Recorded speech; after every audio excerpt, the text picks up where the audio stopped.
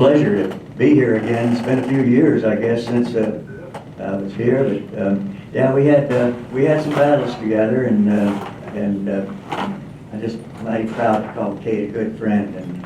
And by the way, how many of you grew up with a family dog? I figured that, just about everybody in the room. Well, this may be the most important thing I'm going to tell you today here, but your goal in life should be to be as good a person as your dog already thinks you are.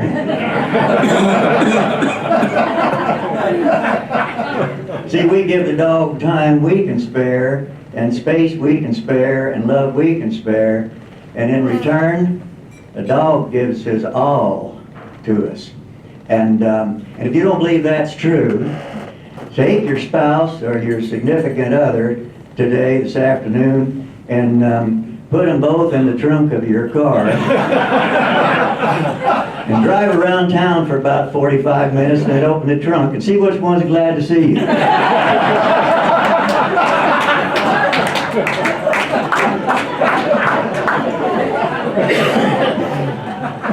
Scott, it's good to see you here today. I met Sandra O'Connor at a Parada del Sol rodeo many years ago. She was in the Senate then, but it wasn't that she was in the legislature that I was supposed to be awed by, but it was the way she sat on a horse. I couldn't believe. I worked dude rides for so many years, I guess, as a troubadour. I just wasn't expecting to see a politician sit that well on a horse, and I couldn't resist going over and saying, Miss O'Connor, I think you really sit good on that horse. You look like you were born in the saddle. And she said, well, I practically was. I'm from a ranch over by Duncan. You ever heard of Duncan? And I said, yeah, oh yeah, I went to Boys State with a guy from Duncan, and we were the only small town kids. We were from the smallest schools in the state, I guess, Ash Fork and Duncan. Well, anyway, we struck up a friendship, and over the years I spoke at several things for her, and we kept running onto each other. But I have a favorite story about her and John. A few years ago, when the old Mountain Shadows was there, she brought her interns out from the Supreme Court, a whole group of them, and she brought them all out to show them Arizona. And wouldn't you know it, it was starting to rain that day. And we got on a bus, we all loaded up, all of them filled up one of these buses, and we're driving up Sunset Point on I-17, and it just got foggier and foggier, and you couldn't hardly see 100 yards in front of you. And we turned off on the road over to Oak Creek Canyon, and we come to just about the time we got to Oak Creek Village, the clouds lifted and the sun came out. And I looked at Sandra and I said, I've seen you do some amazing things, but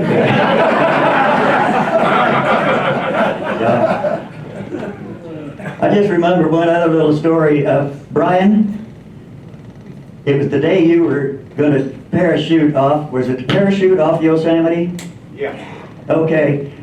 We were in a meeting someplace. I can't even remember where, and I can't even remember exactly when it was, but I just remember she had this worried look on her face throughout that meeting, and finally we found out that you were going to jump off, but she had told you, when you hit the bottom, you will call me. You remember that? I do. And you called. So it just popped into my head a while ago, and I thought I got to tell that story because she was just beside herself, and it was kind of like that boy. He first had to elude the authorities because that jump was not legal. Oh. I didn't know that part of the story.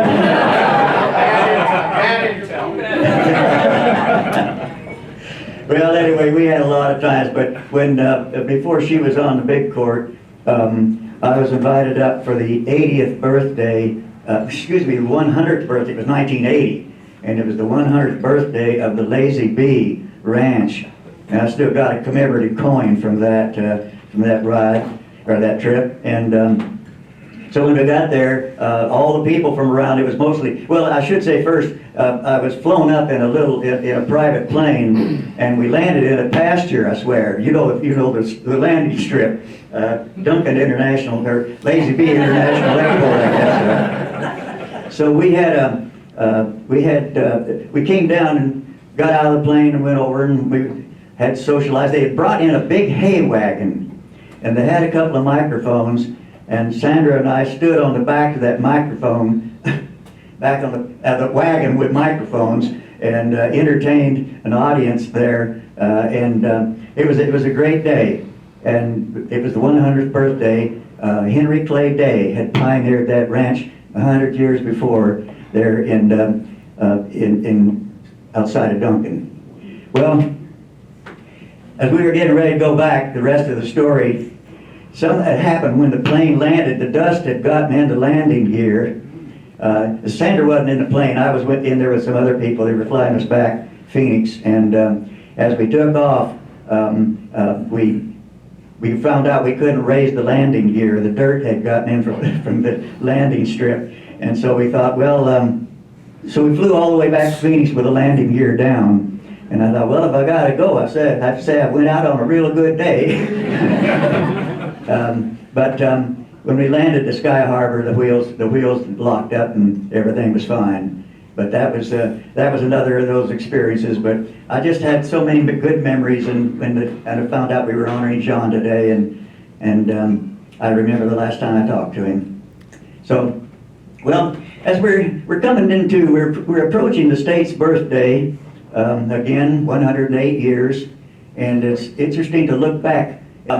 We look back on our history, and it takes me back to when we at our first beginnings here in Arizona. When people first came through here, it was the California gold rush that attracted them, and they were coming to Arizona. They were coming to California, and there was only one all-weather route. Actually, two. They were in Arizona. Both were in Arizona along the 35th parallel, think Flagstaff, and along the 32nd parallel, think Tucson.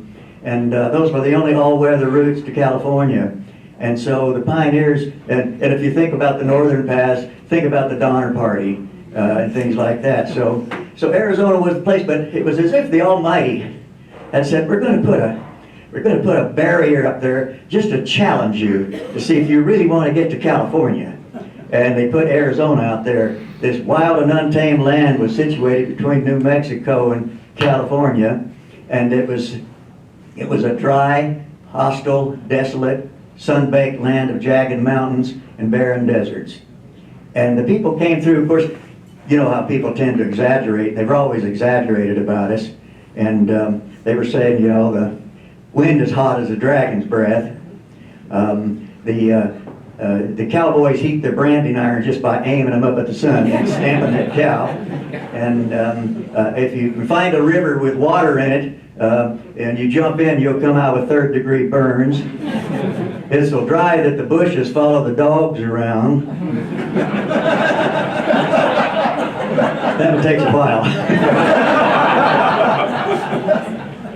And they've got these giant saguaro cactuses with arms up that reach out, and if you get too close to one of them, those arms will come right out and embrace you and pull you right to them, and you can't get away. And they've got those other cactus that jump out, they pull themselves out of the ground, and they'll stick to you like Velcro. And people say, well, what's Velcro? And say, well, you'll know in a couple of 100 years. But just trust me. So anyway, maybe that was what inspired this poem. Goes like this. The devil in hell, we're told, was chained for 1,000 years, and there he remained. And he neither complained and nor did he moan, but he was determined to start a hell of his own, where he could torment the souls of men without being chained up in a prison pen. So he asked the Lord if he had on hand anything left when he made this land, and the Lord said, yes, sir. That's a pretty big order, but I did leave some down by the Mexican border. But you see, the fact is, old boy, that stuff is so poor, you couldn't use it as a hell anymore. But the devil went down to look at the truck, and he said that if he took it, he knew he was stuck. For after to look over carefully and well, he said, this place is too dry for a suitable hell. Well, in order to get it off his hand, the Lord promised the devil to water the land. So trade was closed and deed was given. And the Lord went back to his home in heaven. And the devil said, now I've got all that's needed to build a good hell. And he succeeded. He began by putting thorns in all the trees. And he mixed up the sand with millions of fleas. He scattered tarantulas all along the road, put thorns on cactus and horns on toads. He lengthened the horn of the Texas deer, and he put an addition to the rabbit's ear. Put a little dap on the bronco steed, and he poisoned the feet of the centipede.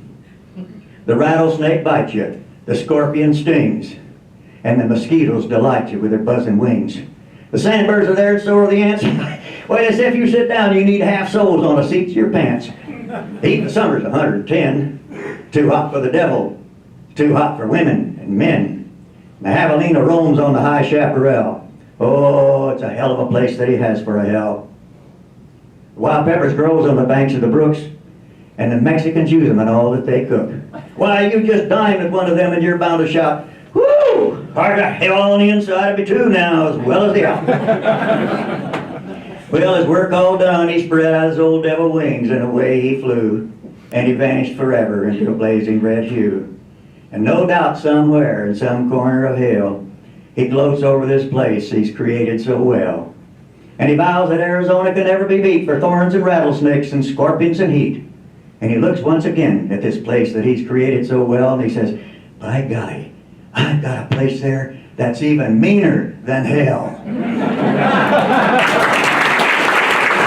That same place that they were cussing and playing about and exaggerating and embellishing turned out to have a fortune in gold and silver and later copper beyond the wildest dreams of the Spanish conquistador.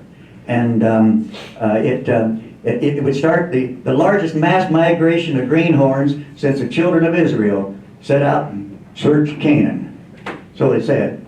Wherever there's a rumor and a hole in the ground, as Mark Twain said, somebody built a town around it. And each one claimed it was built right smack on top of the mother lode, and everybody was going to be rich. And the name of these towns, picturesquely whimsical names like Timbuktu, Total Wreck, and Tombstone. Well, when these first people that come to town, there was a town that had all they needed was a tent. And if you wanted to have a saloon, would help to have 2 whiskey barrels and a 2x4, and you're ready to go into business. And right on their boot heels came the tin-horn gamblers and the hucksters and the real estate salesmen. And, oh yeah, they had. That was one of Tombstone's big scandals when it first started. And then following on their boot heels were those charming specimens of Eve's flesh, like Crazy Horse Lil, Little Gertie the Gold Dollar, Lizette the Flying Nymph, the Galloping Cow, and the Dancing Heifer, and my favorite, the Little Lost Chicken. These were probably not names their mothers bestowed upon them, I wouldn't think, but and the men were not left out either. There was Acred Head Jimmy, Bad Bladder Allen. We wonder what inspired these names, but Stuttering Bill, and Stammering Charlie, and Hair Lip Johnny, Dirty Socks Billy. I mean, you couldn't escape. Oh, and Senator Few Clothes. Well, they were a colorful bunch. You've heard of Wyatt Earp and Johnny Ringo and Curly Bill and all of those, but we had some of these others, these denizens of the towns. And but the reason they all came because they figured out quickly these guys were making, and the wages in those days, average wage was less than $1,000 a year. And they were making $100 a day picking up gold nuggets, placer gold, out of the gulches. Oh, over along Gila City near Yuma, La Paz, over on the Colorado River, and Prescott up in Wickenburg, all of these places. These guys, there was no place to spend their money. And they gamble all night long, and figure even if they lost, I'll pick up another $100 tomorrow in gold. It's just there for the picking up. The placer gold has already been mined by Mother Nature. So you can just find it and spend it. Well, we called it mining the miners, and that's to find some way to separate that money from that miner's pocket and make it for yourself. And we have great stories. The best one is Levi Strauss of San Francisco, and when he came out here with canvas tent, he was going to make a tent material and sell tents. And they said, Levi, we don't need tents, we need pants, pantaloons, because there's work out here tears up our clothes. And so he started making clothes, and then they sent they found the denim the material for tent. The tent material is too stiff, almost like boards. So he had to find something more flexible but still as durable as canvas tent.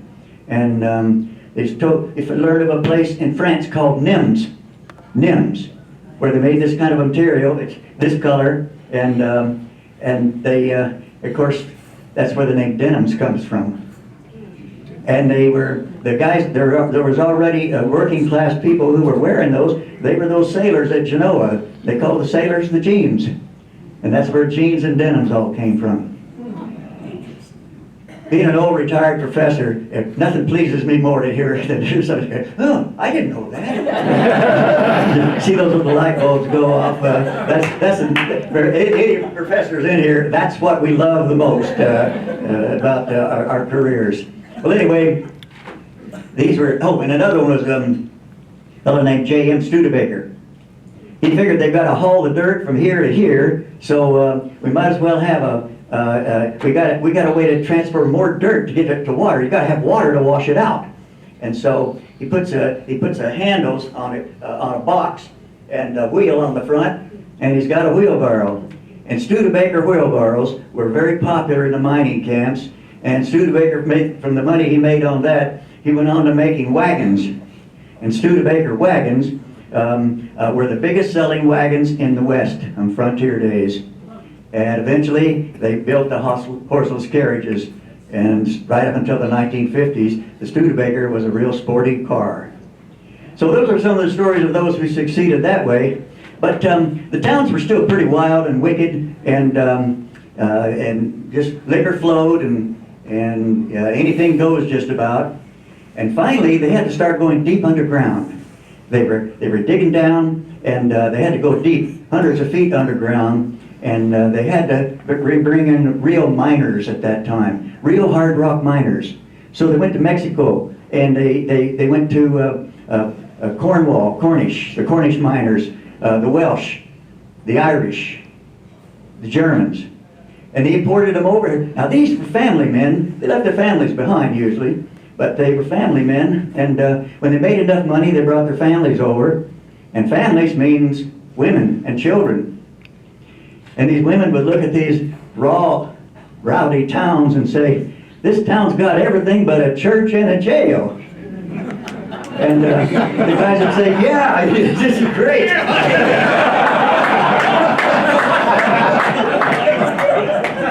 And the women said, no, we are going to have churches, and we're going to have jails, and we're going to have schools. Ladies and gentlemen, civilization had arrived in Arizona. Well, I'll have some QAs too, so I'll just go real quick on this. I'm going to give you the real the milestones then from there on in, because the first milestone, of course, was the gold and the silver and the copper, the mining. And that brought in the cattle, that brought in the businesses and so forth. But the next big milestone was the railroads. And Arizona was so wild and untamed, we only had two lines going across, way up north and way down south. And right here, we had a new city growing in the Valley of the Sun. And that would be the next milestone. And that was the water. And the farmers here in Salt River Valley, well, I should go back to the 1902 National Reclamation Act, and the Bureau of Reclamation was formed. And they were looking for some place in the American West to have the first major project. And they looked all over, and when they found the land up here, scouted it out, Tonto Creek runs into the Salt River, and they figured out that there's a 13,000 square mile watershed up north that begins in the West Fork of the Verde River up near between Ash Fork and Prescott, and it all the way into New Mexico, and all of the runoff from that flows eventually into the Salt River, which flows right through the heart of our valley. And that's what they decided to do, and it was the first major reclamation project. It was completed in 1911 with Roosevelt Dam, and the future of this place was determined. Immediately, the population of Phoenix doubled, and by the time of the census of 1920, Tucson didn't like it very well, but they were counting up, because Tucson had always been the largest city, and Tucson did their census, and they had around 20,000 people. And then Phoenix turned in its census of 29,000, and then Tucson immediately said, "You held out your numbers to find out how much we had, and then you put and isn't that the way it always goes, though?" I had to be on a radio show earlier this week from a Tucson station, and we're trying to explain why up here people don't care too much about the rivalry, but down in Tucson it's a religion. It's I love Tucson anyway. It's the roots of our history. But that was the next milestone, and then comes the next one, and that is World War II. And with World War II, they had to move industry away from the coast for fear of an invasion and a bombing, and so they moved a lot of it into Arizona, and then in 1949, fast forward to 1949, the Motorola moves out here with a big operation. And so it was the electronic age. We moved from a farming and mining to what we are today. And then the other thing that happened about that same time, around 1950, circa 1950, was affordable air conditioning. And that changed the political structure, because as one old Democrat said one time, he said, "We never had any damn Republicans here till they had air conditioning."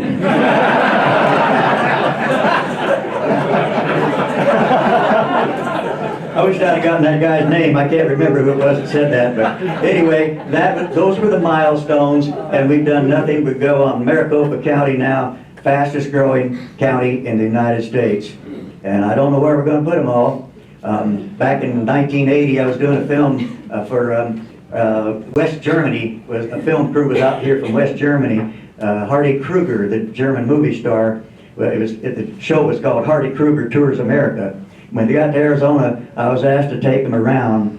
So I took them up to northern Arizona on one of the trips where I grew up, and looked out there, and you could look out and see as far as you could see, and see not even a telephone pole.